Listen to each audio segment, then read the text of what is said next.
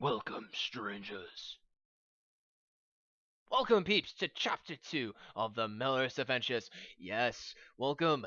Today I'll be explaining the Katari in multiplayer Perilous Build. Now, this can actually be used to also solo routine, but not as much as threatening.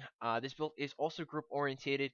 It is great for routine if you just want to do solo and you just don't want to deal with people and pugs and whatnot. That's totally understandable. But on Perilous and Threatening, this is our group effort build, I like to say. So for setting fourth, I'm going to show you guys the abilities I use on Perilous Difficulty. And from there, you guys can choose and decide if you guys will like it or not. For me, it actually works. I respect this since the new patch came out multiple times because I had great difficulty trying to level this guy up just because he didn't have so much defense. So I actually had to tweak it a bit multiple times just to get it to where the point was I can survive with this on Perilous, and that's the point you want. Perilous will offer better loot, etc. in multiplayer, especially when killing a dragon. Okay, so with that being said, for your first talent, you're gonna be first point you're gonna be getting, you're gonna be going for Gore and Trample. Pretty much what this is that when using Charge Bolt after you're done with the charge, your next ability is gonna cost no stamina for a duration of 6 seconds. So make sure you use it immediately. Within the next 2 points after that, you're gonna go for Clear for Path, which is gonna give you a nice stamina restore for hitting multiple targets with one swing, as well as unlocking 3 strength. Not bad. That's really good.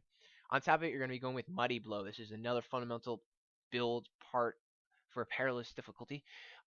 With this is pretty much it's going to deal 200% weapon damage, but on top of it, if they're knocked down, you're going to do don't bonus of 200.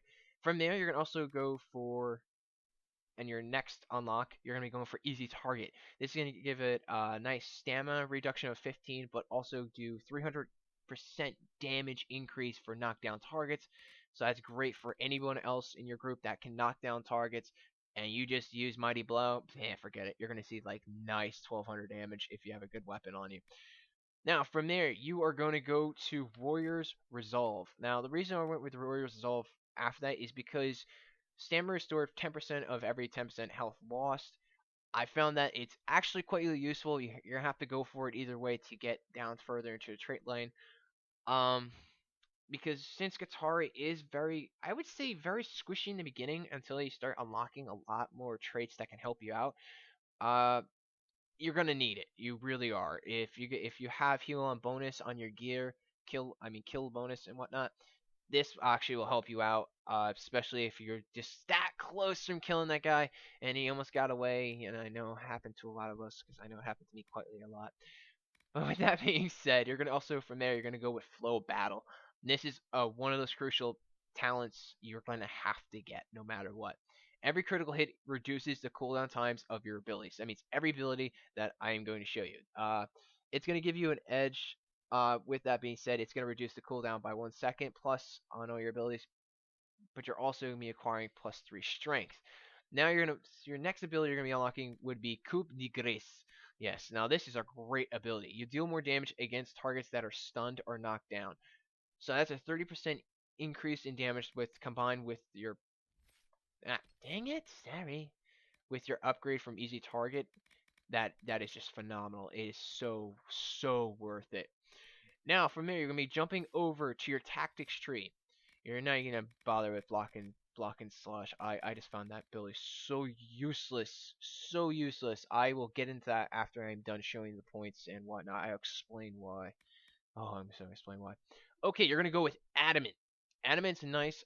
With that being said, because you get that 20% armor, you're gonna need anything that will help you survive, especially in Paris difficulty. I find Katari, when I was starting out, very difficult.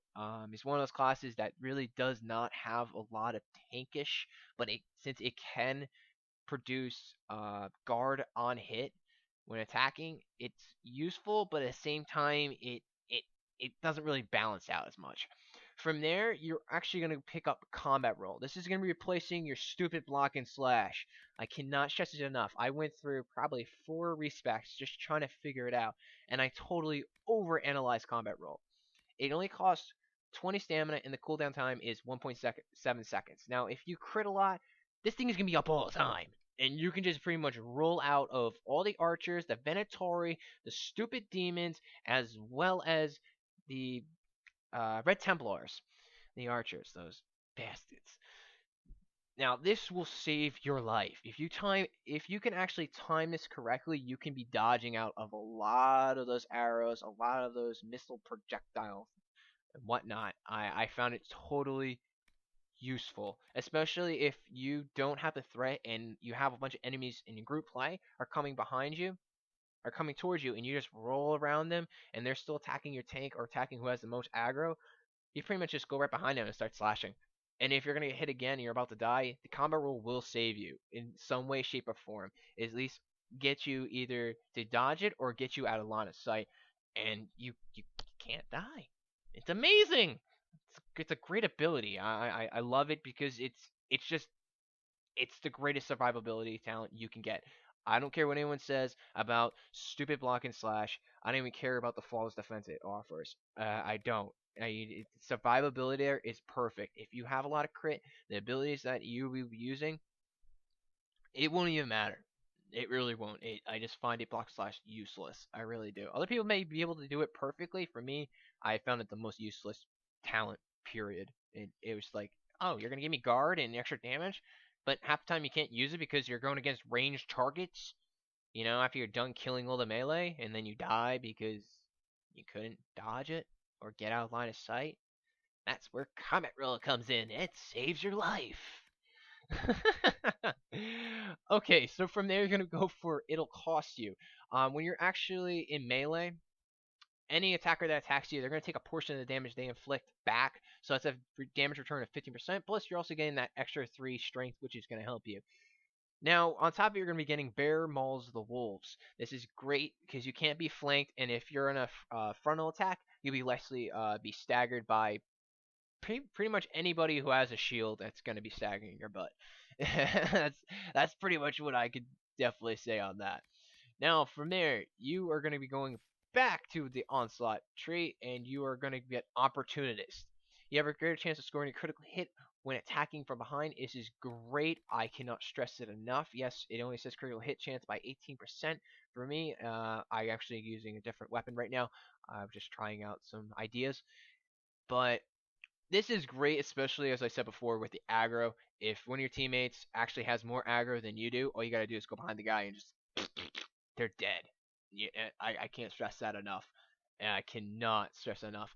Now, after that, I actually pick up Earth Shaking Strike. Sorry about that, guys. Wow. With this, I actually found it really nice. It does a number 2 hits. It's 150% weapon damage, an area effect of 12 meters. I find it a nice line. Now it's not like an area effect, but if you when combined with combat roll and you can actually roll behind it and have your enemies come towards it, they're going to be taking damage. Now with the upgrade that is being your next talent spec, it was me Shattered Ground. Now this is 20% of your weapon damage, but it's per second. And the duration is for 8 seconds, but the burning duration is also for 8 seconds. And I found this actually really great to actually offer some extra DPS. Because after your cooldown, for instance, if you really don't crit a lot, this can actually help you out. But just remember, this is a line. It's like a line straight in front of you of your target. So if you manage to actually get all your enemies to go on it, they're going to take burning damage, which is going to be phenomenal. Especially with specs from other classes that can enhance your status effects. This will actually be really great. I used it plenty of times. I tried using Whirlwind. I didn't really like it so much because of the drain that stamina costs, because most of the time I want to have enough stamina just to use combat roll, which you always should, no matter what. But with that being that case, it's always great to go for that point. Now, for your next talent unlock, you're going to go for Shield Breaker. I found this really useful, especially against people who have shields, but as well as targets that have a high amount of armor. The armor reduction is great for 20% duration, 6 seconds, but it's if you hit another target and you crit on them, you actually have the armor reduction on them as well. Now, from there, we're going to go for Deep Reserves. Yes, Deep Reserves in your tactics tree. Yes, Deep Reserves is great, especially if you're going to start doing threatening. Towards this point, you should be around 14, 15, or 16 around that time. With this is going whenever your stamina threshold is at 50, you're automatically going to get a 50 stamina rate bonus on top of whatever regeneration bonus is required. This is great for just in case if you need that stamina, if you're using a lot of charging bull and you have a really high crit chance, that or high critical strike rate, high amount of cutting. Let's put it that way. Then this will actually be great for this kind of build, especially on Perilous Difficulty, because you're going to be spamming a lot of abilities to try to knock those guys out, like, greatly. Then, lastly, next to it, you're going to also be going for Crippling Blows after that. I found this is to be very, really great, especially combined with Shieldbreaker. Due for the fact is that with Crippling Blows, you get a damage reduction of 15% for a duration of 10 seconds, but it also, this effect stacks. So I found this very crucial. If you have a lot of crit, you can actually apply this to multiple times, especially if you're going against that Fear Demon, or you're just going against someone who has a lot of power, or you're going to higher difficulty like Perilous, and for instance, you're trying to take on the High Dragon. This will come in handy, especially with those kind of effects if you're also using a potion on top of it.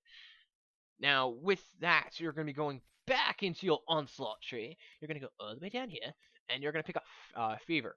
Now, this I actually found really great too, is whenever enemy dies near you. So that means you don't actually have to kill the enemy. It's any of your teammates that kill it and you're near that target, you're going to get a damage bonus of 30%, but it's only for 5 seconds. But if it's continuous, you're going to be able to continuously have that 30% up. Now, last but not least, I actually, for my last point, I went with Scenting Blood. Due for the fact is it's only a range of 10 meters. Your health threshold is 35%, speed bonus 50%, and you get a crit hit chance of 10, but you also get Constitution unlock. Pretty much being barely wounded enemy spurs you into a frenzy, driving you to more faster and giving you a better chance of striking deadly blows. Now, pretty much is when you're an enemy's like badly wounded, meaning if they're like 10% or whatnot and they die, you're going to pick up Scenting Blood, but you're also going to pick up Fury, just in case if someone else kills an opponent right next to you. You're going to have a nice amount of damage that is pretty much going to be, you're going to have your 30% there, but you're also going to have your crit hit chance bonus. And when you with that, sorry, with that also combined with Opportunist and with Coup De Grace and all that, and you're just doing Charging Bull, then you're going to immediately go for your Muddy Blow. You're going to see some nice crits, especially on Perilous if you have some great gear. I really do suggest that. Alright, so from there, I'm going to show you guys my gear that I use currently for my Katari. Katari. I don't know if I'm saying that right. If not, I sound like an ass. Okay, so from here, I'm actually using Sundering. I'm actually using whatever amount of high amount of damage possible. For lower difficulty, for when I'm using routine and I'm just doing solo by myself, I actually use Sundering. Sometimes I actually go for the Axe of the Dragon Hunter, just due for the fact that it is 28% critical with a 5% extra damage for each enemy within 8 meters. I find that amazing. It is great. It really is. But with combined with Sundering, you kind of get more of an effect to it. But it depends on what kind of style you're going for, and it depends on how much shields you're going to be getting, barriers, I mean, on top of it, and how much threat you're going to be doing. So it's kind of debatable if you're going to have a tank or not. But those are kind of two options I use. Anything that has a high amount of damage, but also whoever has a high amount of crit. I use the high amount of crit just for Perilous, and I use Sundering just when I'm going soloing and whatnot because of the stats, and it's pretty good. Don't get me wrong. Now from there, I actually also use Superb Cooldown Amulet just to get those cooldowns a lot further down. So by the time I start my crits and whatnot on a Perilous difficulty with my axe, I can actually get my abilities up a lot further. With that also being said, I use a 10% heal bonus combined with the 5% heal on kill. So that's going to give me a nice chunk, whatever the 5% heal is going to give me. And it's going to give me an extra 10% on top of it.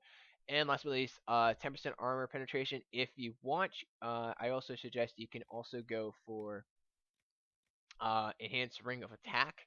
It's a nice 5%, so it means you can do a lot more faster weapon swings. You can go either or with this and whatnot.